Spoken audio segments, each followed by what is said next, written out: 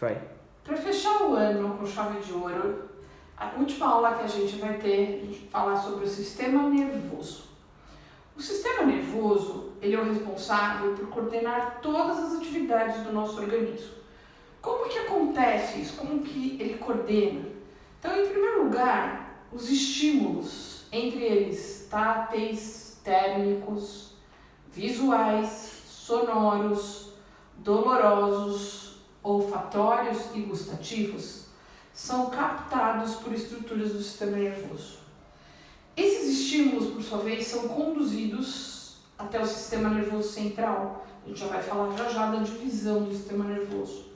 Lá eles são interpretados e lá também é determinada uma resposta adequada a cada estímulo. Essa resposta, por sua vez, vai ser conduzida até o órgão efetor. Dessa forma que acontecem todas as reações no nosso corpo. Um exemplo, aliás, dois exemplos, né? Um estímulo doloroso, por exemplo, a gente vai colocar a mão em cima de uma mesa e ali tem uma tábua e tem um prego espetado para fora.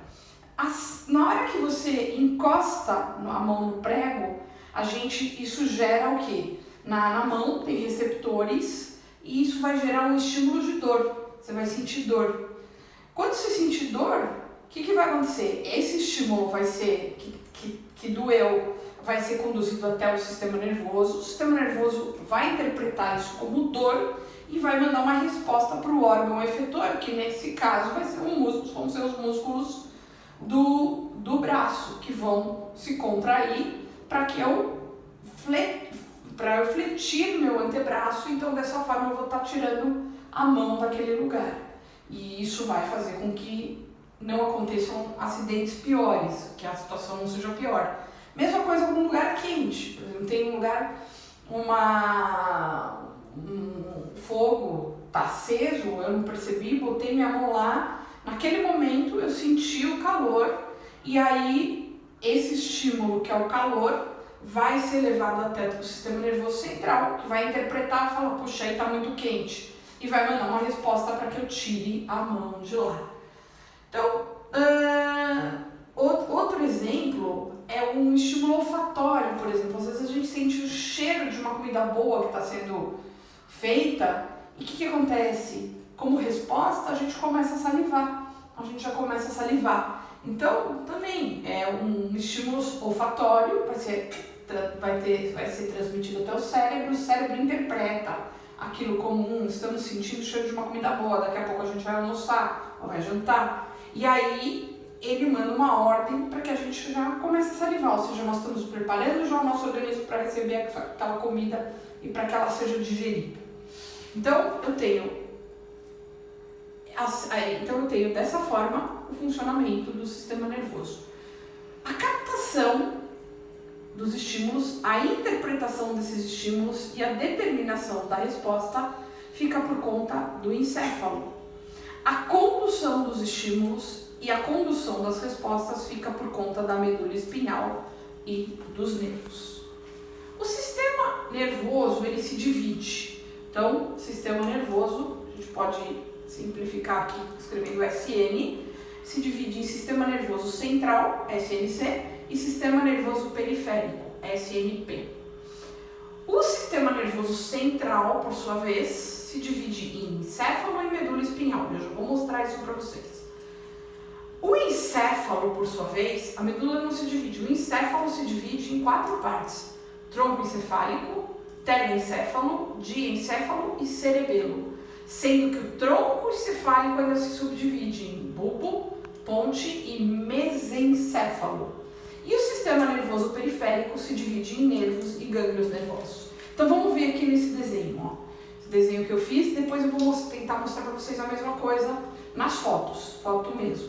Tá? Então olha, tudo isso aqui é o sistema nervoso central, não tem um periférico aí. É o central, tudo isso é o central. Aí a gente divide, então, como eu falei para vocês, o central em encéfalo. Então, ó. Então, tudo isso aqui é sistema nervoso central. Aí a gente vai dividir, ó, daqui para cima, todas essas estruturas fazem parte do encéfalo.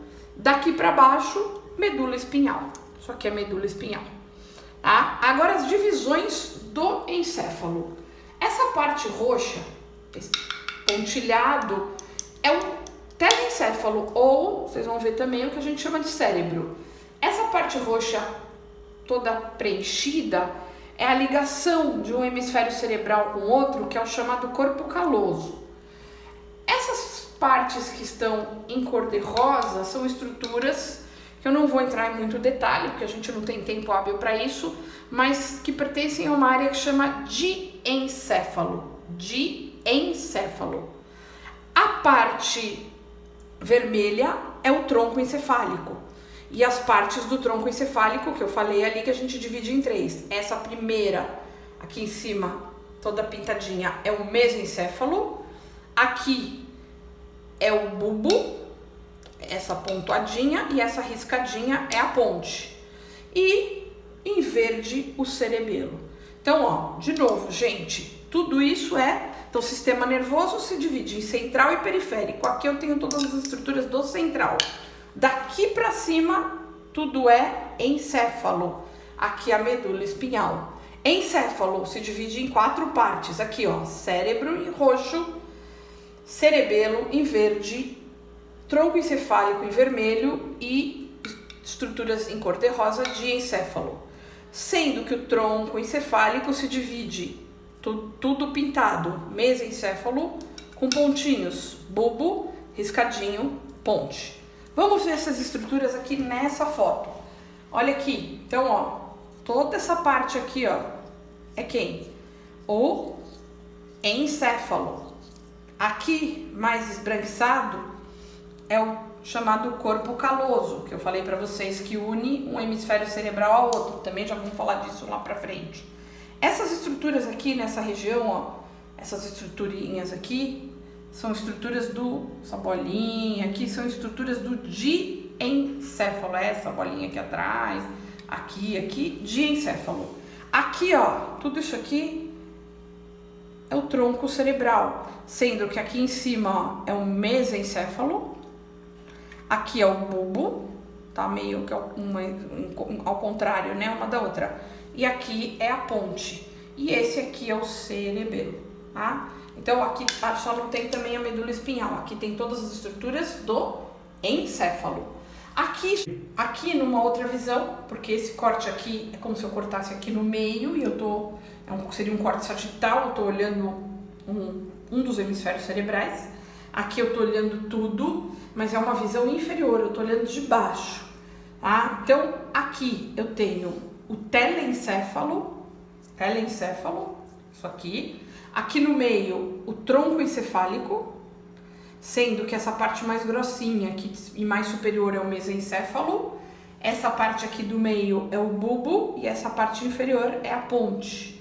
E aqui são os cerebelos, tá? Bom, o cérebro, o sistema nervoso, na verdade, ele tem 2 tipos de substâncias. A substância branca, vocês já devem ter ouvido falar, e a substância cinzenta. Se nós fizermos cortes nas estruturas do sistema nervoso, nós vamos identificar áreas mais claras, esbranquiçadas, e áreas mais escuras, acinzentadas. As áreas esbranquiçadas recebem o nome de substância branca.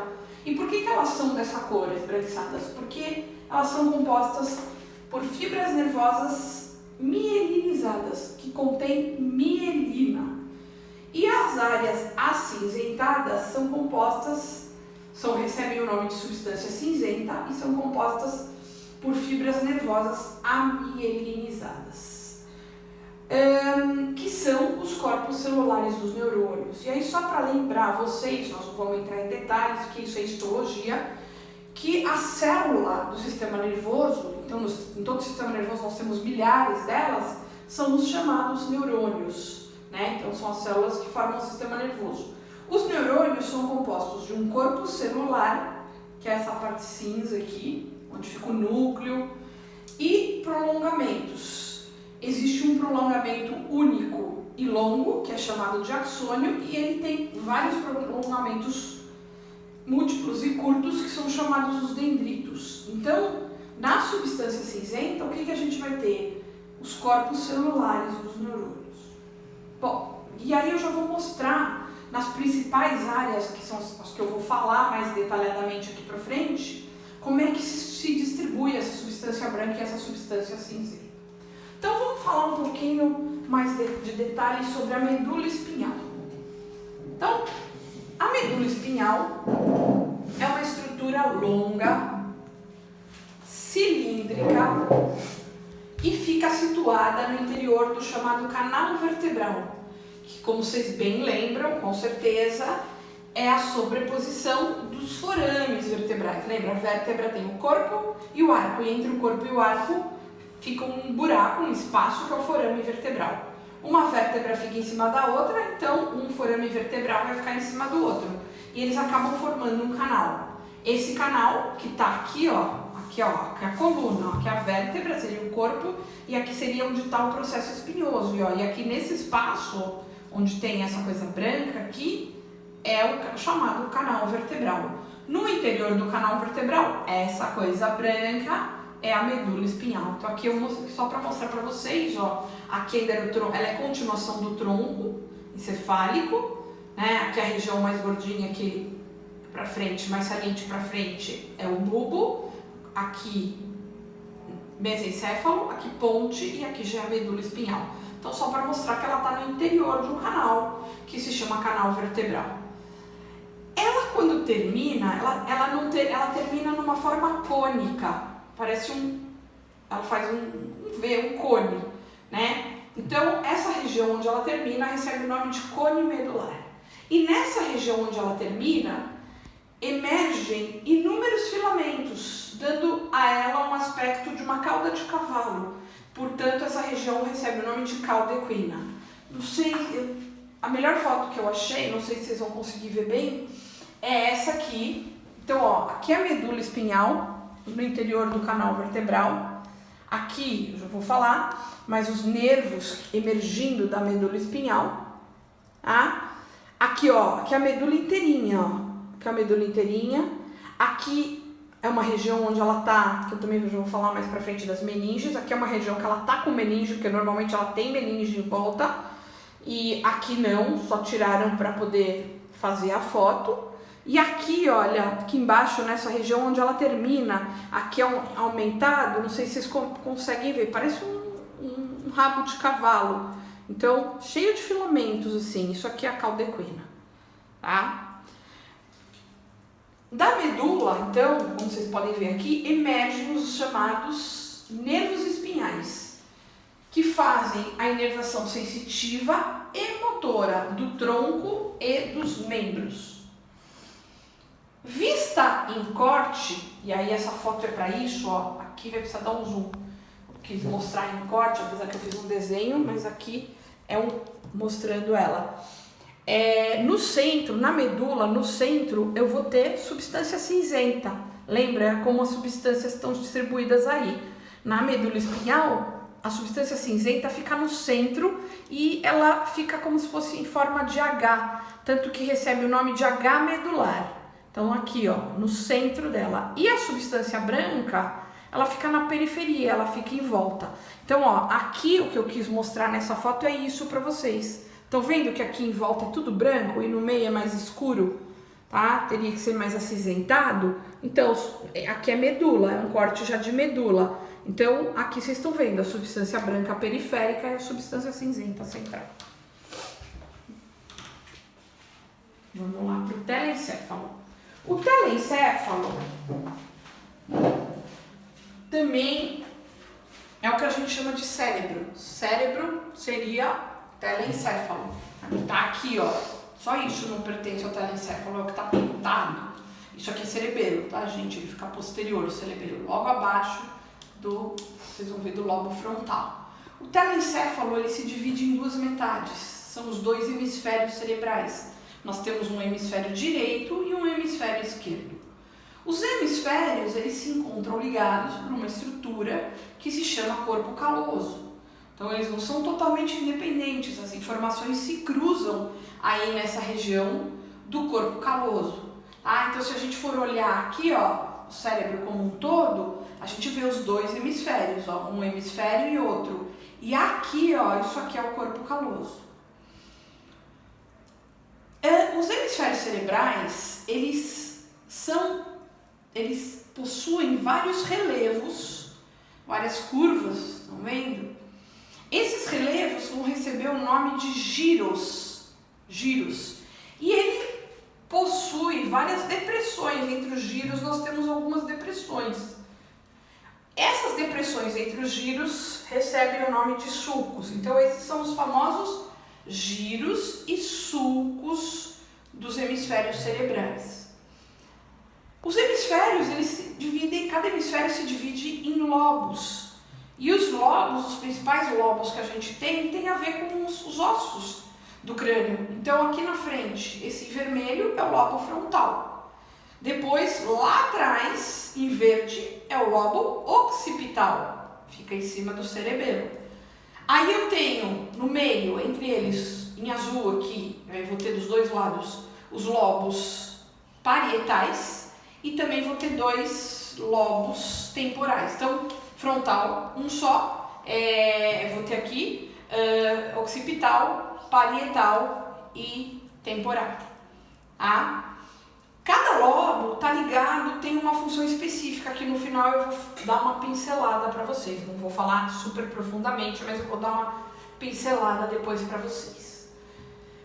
Ao contrário da medula espinhal, no cérebro, no telencéfalo, a substância branca e a substância cinzenta, elas estão ao contrário da medula espinhal.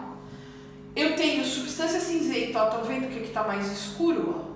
Então eu tenho substância cinzenta na periferia e substância branca no centro. Lembra, na medula era ao contrário, a branca era em volta e a cinzenta no meio. Aqui é ao contrário, a cinzenta em volta e substância branca no meio. A substância cinzenta, que fica em volta, o pessoal chama de córtex cerebral. O cérebro também, ele tem cavidades. Eu vou mostrar naquela foto ali que eu acho que é mais interessante. Vou voltar ali. Vou mostrar no meu desenho, porque eu acho que vocês vão entender melhor. Aqui depois eu mostro também na foto. Então, ó, no sistema nervoso central, né, a gente tem cavidades. Ó, onde tá branco aqui, eu desenhei em branco, não porque é uma outra estrutura, aqui e aqui. Eu desenhei em branco porque isso é uma cavidade, Se vocês olharem aqui, ó, eu tenho um espaço. Eu tenho essas estruturas que pertencem ao diencéfalo, mas esse espaço aqui é uma cavidade. Aqui também, ó, entre o cerebelo e o bulbo. Essas cavidades recebem o nome de ventrículos cerebrais. É onde é produzido o líquor, ou também chamado líquido cefalorraquidiano, líquor ou líquido cefalorraquidiano, cujas funções são proteger o cérebro, proteger o sistema nervoso central, nutrir o sistema nervoso central e também fazer diagnósticos de patologias do sistema nervoso central e, além disso, ainda são vias para injeção de anestésicos, para anestesia, via para anestesias. Já vou falar um pouquinho mais aqui para frente. Eu não podia falar de sistema nervoso central sem falar um pouco para vocês sobre as famosas meninges. Meninges são membranas de tecido conjuntivo que envolvem todo o sistema nervoso central. Elas são formadas por 3 camadas. Eu tenho 3 camadas de membranas, não é uma só. A camada mais externa recebe o nome de dura mater. Ela é a mais externa, ela é a mais espessa. E a camada que fica aderida aos ossos, no caso do crânio e do canal vertebral. Essa aqui, ó, gente, a dura mater tá aqui, ó. Aqui, tá vendo? O sistema nervoso central foi removido, ó. Eu não tenho o telencéfalo aqui. Aqui seria o cerebelo, eu não tenho. E aqui já seria a medula espinhal. Tiraram todas as estruturas e só ficou essa membrana branca aqui. tanto aqui como aqui também, mais para baixo. Então essa membrana branca tá grudada, ó, aqui por dentro no osso do crânio e no canal. E aí o sistema nervoso central tá aqui, tá? Vai estar aqui, vai estar alojado aqui. Então essa é a dura mater. Ó, aqui tá pela metade, aqui tá inteiro, ó, só tirou o osso e aqui tá, a gente não vê o cérebro, por quê? Porque isso tá mostrando a dura mater. Se eu remover essa membrana, aí eu vou ver o cérebro. A segunda camada recebe o nome de aracnoide, é a camada do meio, intermediária. E a terceira camada chama-se pia mater, é uma camada mais interna, mais fina, bastante vascularizada, e ela fica aderida às vísceras, ao cérebro e à medula espinhal. Então, dura mater, aracnoide e pia mater. O líquor que a gente falou aí, ele fica situado, ele circula, mais ou menos entre aspas, entre a dura mater e a aracnoide. Então, ele fica nesse espaço entre dura mater e aracnoide. Tá? Então, quando a gente precisa coletar líquor, que eu falei que uma das funções é diagnóstico ou infundir anestésicos, é nesse espaço que a gente vai. Então, quando é feita aquela punção de líquor, para diagnóstico, por exemplo, muito comum quando se suspeita de meningite, porque aí o líquor ele tem características próprias dele, né? E quando a gente tem essas características mudam, se a gente encontra células infecciosas, a gente pode encontrar células tumorais em caso de tumores, você pode fazer diagnóstico. Então, meningite, você faz diagnóstico assim. Então, é lá no espaço entre dura mater e aracnoide que a gente vai colher o líquor. É lá também que a gente vai infundir os anestésicos, naquelas cirurgias onde a gente quer anestesiar normalmente só da cintura para baixo, que são as anestesias que são chamadas de RAC e peridural. Tá? Bom, a gente falou bastante de sistema nervoso central, então, para finalizar, a gente vai falar alguma coisa do periférico. E quando eu falo do periférico, o principal que eu tenho são os nervos. Né? Os nervos são estruturas que conduzem os estímulos até o sistema nervoso central e conduzem as respostas que o sistema nervoso central manda para os órgãos efetores. Eles são formados por dois tipos de fibras nervosas. Nós temos as fibras sensitivas, que são aquelas que conduzem os estímulos até o sistema nervoso central.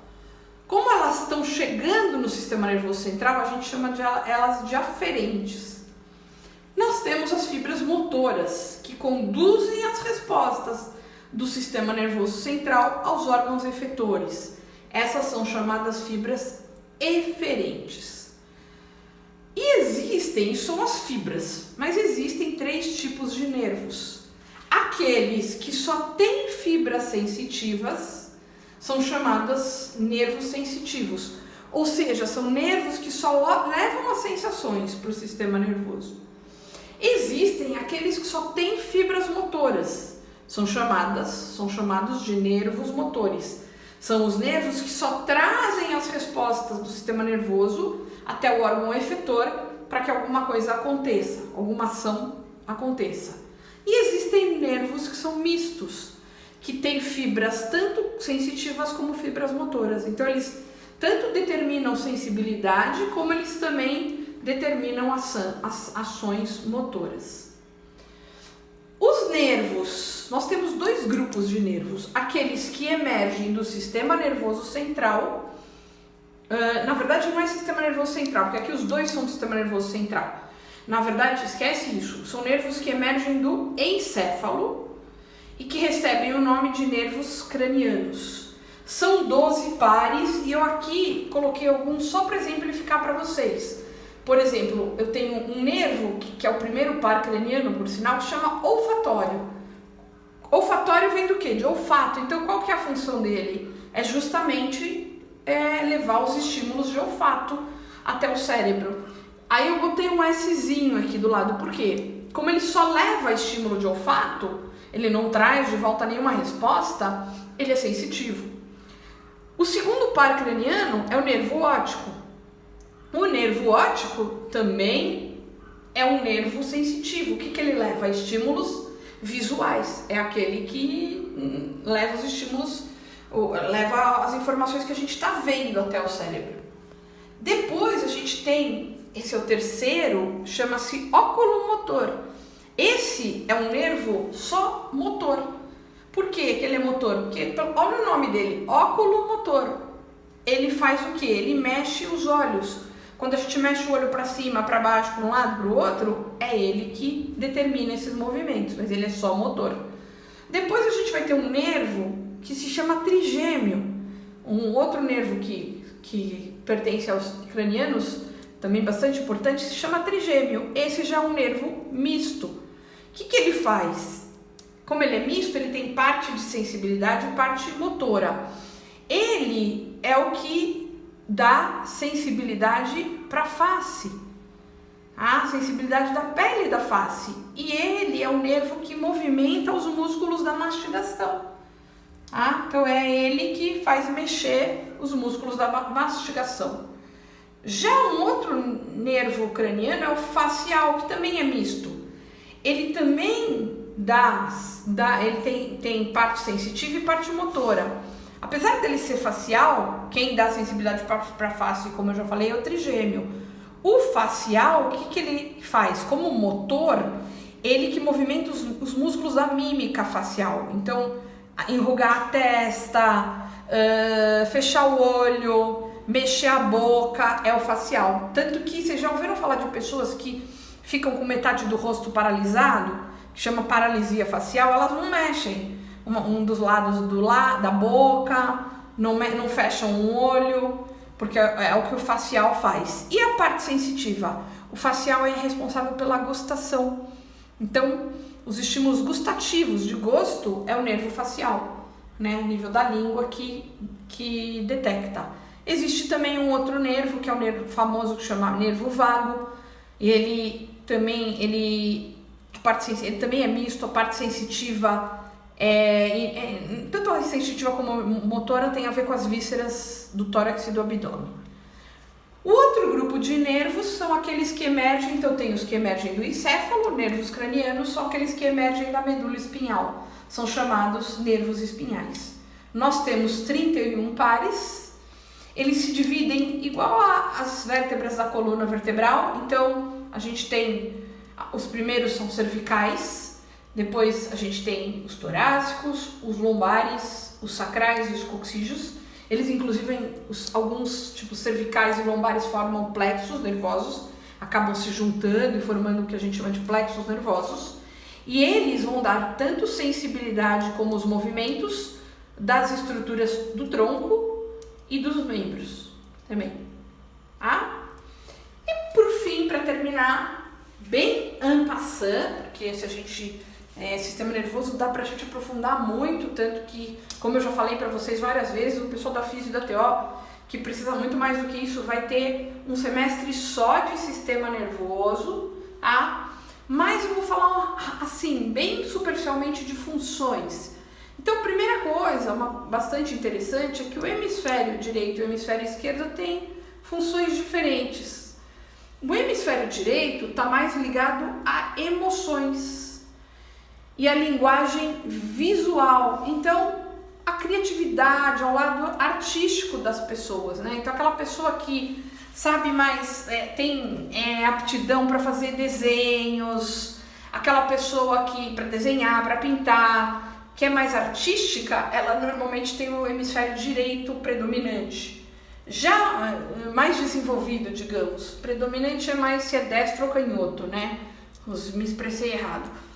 Já o hemisfério esquerdo é aquele ligado ao raciocínio, à lógica, às atividades físicas e à linguagem oral. Então é um indivíduo que é mais racional, tem mais aptidão física, mais aptidão para falar.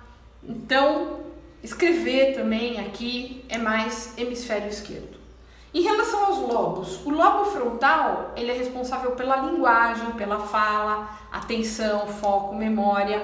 Tanto que se a pessoa, por exemplo, tiver um acidente, uma lesão no lobo frontal, ou um AVC que foi no lobo, que pegou o lobo frontal, às vezes ela Já viram pessoas que aconteceram isso. Ela não consegue falar, ela tem dificuldade de fala, tá? Atrapalha a fala dela. Os lobos parietais, eles já são mais ligados ao quê? A raciocínio, a números, tá? Parte matemática, né? E a dor também. O lobo occipital, principalmente visão, entre outras coisas, mas o principal dele é a visão. E os lobos temporais estão ligados à audição. E o cerebelo, que a gente não falou muito, não entrei em detalhes, mas só para vocês saberem, ele está muito relacionado com equilíbrio e com margem. Bom, gente, era mais ou menos isso que eu queria falar, tá? Como eu falei, não dá para... O sistema nervoso é muito amplo, dá pra gente dar aulas e aulas. Aqui foi só uma abrangendo para vocês terem um contato com o sistema nervoso. E, mais uma vez, espero que vocês tenham aproveitado esse ano, apesar de ser um ano totalmente atípico. E espero que eu possa ter contribuído alguma coisa para o aprendizado de vocês. Estou à disposição quando vocês precisarem de mim. Tchau, tchau.